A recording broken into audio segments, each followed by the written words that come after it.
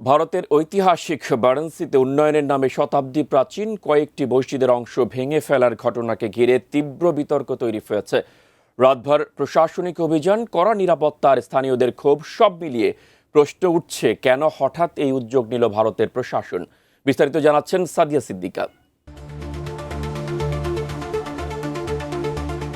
চরম উত্তেজনা আর থমথমে পরিস্থিতির মাঝেই ভারতের ঐতিহাসিক বারাণসী নগরীতে এক চরম নাটকীয়তার মঞ্চস্থ হল।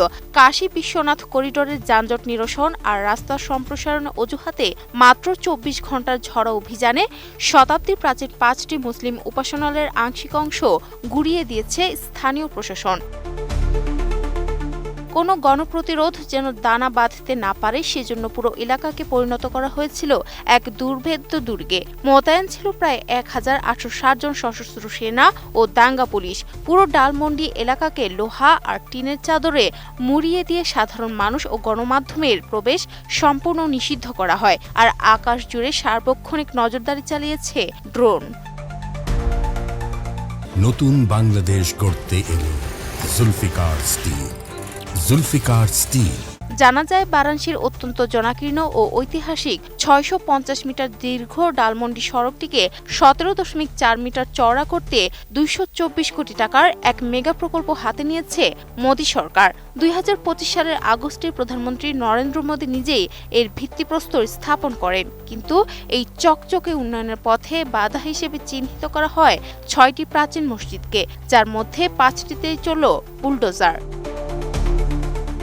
আংশিক বা সম্পূর্ণ উচ্ছেদের তালিকায় পড়া এই ঐতিহাসিক মসজিদগুলো হলো চক থানার পেছনের মির্জা করিমুল্লাহ বেগ মসজিদ, লেংড়ে হাফেজ মসজিদ, নেসারানকি মসজিদ, রঙ্গিলের শাহ মসজিদ এবং আলী রেজা মসজিদ ও মার্বেল মসজিদ।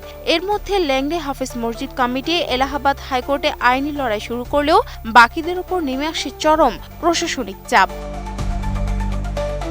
মাসের পর মাস আলোচনার নামে তাদের আংশিক অংশ ছেড়ে দিতে বাধ্য করার অভিযোগ উঠেছে। ধর্মীয় উত্তেজনা এড়াতে পবিত্র মহরমের শোকানুষ্ঠান শেষ না হওয়া মাত্রই বুধবার শেষ রাতে ২০০ শ্রমিকের দল নিয়ে বুলডোজার চালানো হয় মির্জা করিমুল্লাহ বেগ মসজিদে। চোখের সামনে শতাব্দীর প্রাচীন ঐতিহ্য ধ্বংস হতে দেখে ক্ষোভে ফুঁসছে স্থানীয় মুসলিম সম্প্রদায়। করিমুল্লাহ বেগ মসজিদের মুয়াজ্জিন জানান, শান্তি শৃঙ্খলা রক্ষায় তারা আইনি প্রক্রিয়াকে সম্মান করলেও উন্নয়নের নামে এই অসাংবিধানিক জবরদস্তি মানবে না। স্থানীয় সংগঠনগুলোর দাবি, সুপরিকল্পিতভাবে মুসলিম ঐতিহ্যকে টার্গেট করা হচ্ছে। তবে বিশ্বজুড়ে সমালোচনার মুখে বারাণসী জেলা প্রশাসন এখন আত্মপক্ষ সমর্থনে ব্যস্ত। তাদের দাবি, মসজিদের মূল প্রার্থনা কক্ষ অক্ষত আছে এবং পূর্ব সম্মত নিয়ে সামনের অংশ ভাঙা হচ্ছে। এদিকে গণপূর্ত বিভাগ জানিয়েছে ১০৫টি সম্পত্তির বিপরীতে ইতোমধ্যে ৬২ কোটি টাকারও বেশি ক্ষতিপূরণ দেওয়া হয়েছে। আর প্রকল্পের ৭৫% কাজ শেষ হওয়ায় ডেডলাইন মেলাতেই মধ্যরাতে এই কঠোর ব্যবস্থা নেয় তারা।